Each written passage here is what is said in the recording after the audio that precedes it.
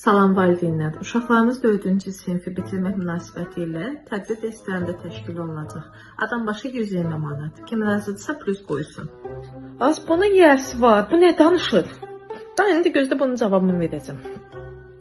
Nəskət xanım, bizim uşaqlarımız universitetə girməyib. Bizim uşaqlarımız 4-cü sinfi qutarıb. 120 manat nədir? Cimən, amma bunun fotoqrafı var, tortu var. Mənim qiymət imkanım yoxdur onu ödəməyə. Mən ona razı deyiləm. Deməli valideynlər, mən ana bala menüsü seçmişəm.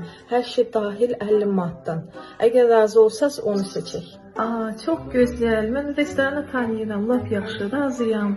Tort olsun, nə olsun mən razıyam. Menüydü o. Mən niyə danışdırsınız?